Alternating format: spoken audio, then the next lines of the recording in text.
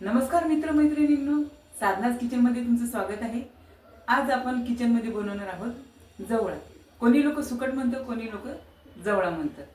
तर आपण आज कोकणी स्टाईलमध्ये जवळा बनवणार आहोत। चला तर मग बघूयात काय काय साहित्य लागते ते। कोकणी पद्धतीची जवळा सुकट बनवण्यासाठी लागणारे साहित्य: तेल, हळद, लाल तिखट, मीठ, एक मोठ्या आकाराचा टोमॅटो, कोथिंबीर, कढीपत्ता, 2 मोठ्या आकाराचे कांदे, हिरवी मिरची, लसूण आणि मेन आयटम जवळा आणि मेन चव वाढवणारं हे कोकम। आता आपण सुकट भाजून घेणार आहोत।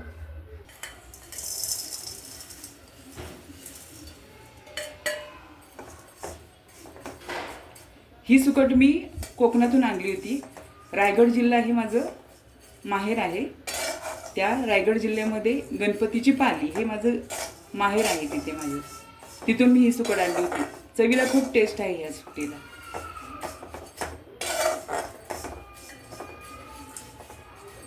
तर इथे आपली सुकट भाजून झालेली आहे। यात आपण काढून घेणार आहोत। खरं तर मी ही निवडूनच ठेवलेली होती, पण भाजून झाल्यानंतर परत हिला थोडं निवडण्याची गरज आहे। कारण यातनं जो चुरा निघतो तो आपण बाजूला करणं गरजेचं आहे। त्यामुळे तो दातात येत नाही, कचकच होत नाही, वाटत नाही खाताना। त्यामुळे हिला परत एकदा आपण पाकडून घेणार आहोत। आता आपण ही भाजलेली सुकट निवडलेली आहे, त्यातनं ही बाजूला केली चांगली सुकट, आणि त्यातनं हा एवढा कचराच म्हणू शकतो आपण, हा एवढा निघालेला आहे। हा वेस्टेज कचरा आहे। आता ही भाजलेली सुकट मी स्वच्छ धुवून घेतलेली आहे। आता आपण सुकटीला फोडणी देऊन घेऊयात। फोडणी देण्यासाठी इथे मी गॅस पेटवलेला आहे।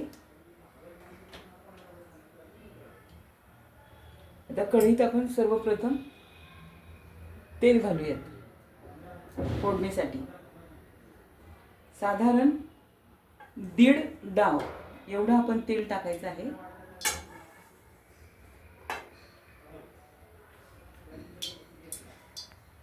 तेल चांगलं तापलेलं आहे। यात आपण सोलून टेचलेलं लसूण टाकणार आहोत। लसूण चांगला ब्राऊन होतोपर्यंत आपण परतणार आहोत तेलामध्ये।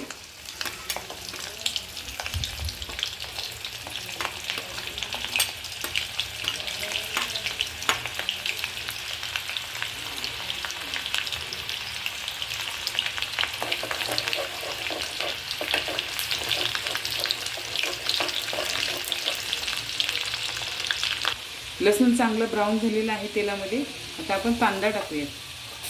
कांदा पण चांगला कलर चेंज होतोपर्यंत परतायचा आहे तेलामध्ये।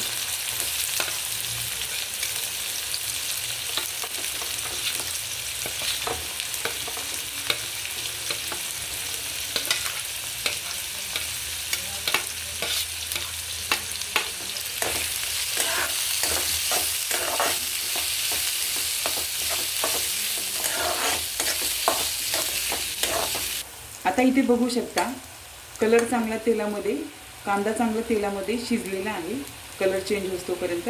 आता आपण इथे एक साथ मिरची आणि कढीपत्ता टाकून घेऊयात।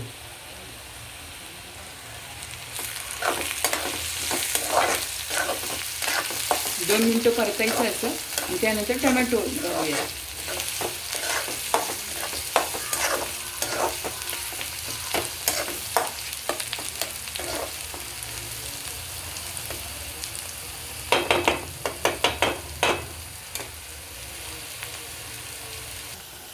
मिरची आणि कढीपत्ता तेलात परतून झालेला आहे। आता आपण टोमॅटो टाकूया।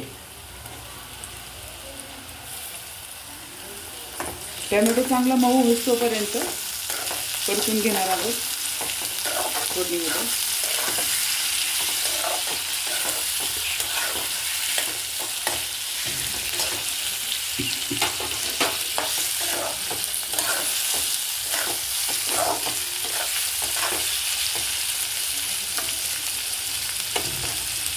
आता इथे टोमॅटो चांगला मऊ झालेला आहे तेलामध्ये. आपण आता अर्धी कोथिंबीर इथं चिरलेली ती फोडणीमध्ये घालूयात. फोडणीमध्ये कोथिंबीर घातल्याचा फायदा काय आहे की भाजीची टेस्ट छान येते. कोथिंबीरचा जो स्वाद आहे तो भाजीमध्ये छान प्रकारे उतरतो. चव खूप छान लागते कोथिंबीरीची भाजीमध्ये. त्यामुळे तेलामध्ये फोडणीमध्ये कोथिंबीर कधीही टाकून घ्यायची. आता आपण हळद ॲड करूयात फोडणीमध्ये. 1 चमचा हळद.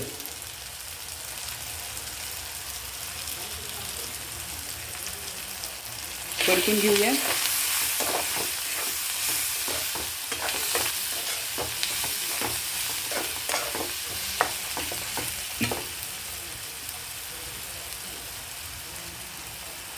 दीड चमचा लाल तिखट. हे जरा कमी तिखटाला आहे म्हणून इथं 1.5 चमचा वापरते आणि आपण मिरची पण वापरलेली आहे.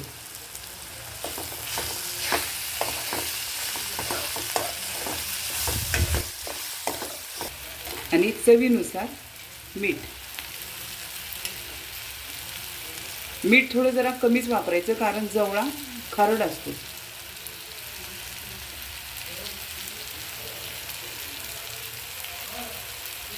आणि मेन गोष्ट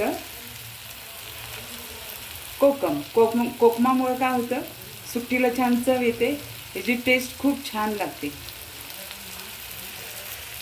ते फोडणीतच घालून घ्यायचे आपण कोकम आणि छान प्रकारे परतायचं.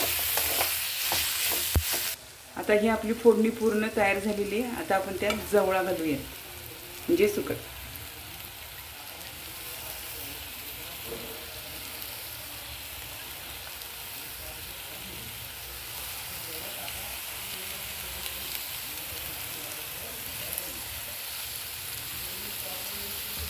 आणि छान परतून घेऊया.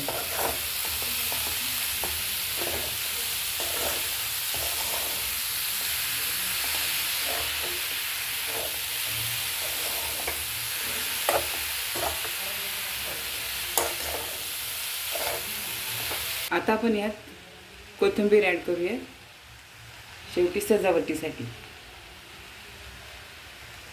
बघू शकता किती सुंदर दिसतीये. ही कोणत्याही भाकरी सोबत खूप छान लागते सुकट. नाचणीची खाऊ शकता, ज्वारीची खाऊ शकता, तांदळाची खाऊ शकता, कुठलीही भाकरी असू दे.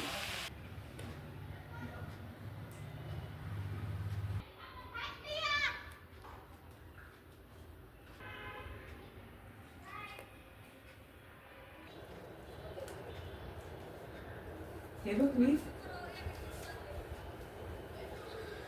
कोकणी पद्धतीची सुकट बनवली आहे. सांग पाहू टेस्ट करून कशी बनली आहे ती.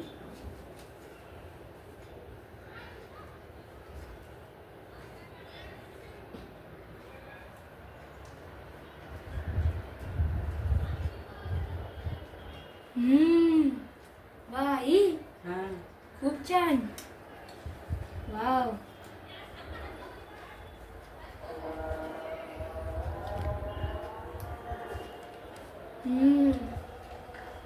तुझ्या हाताला काय कमाल आहे.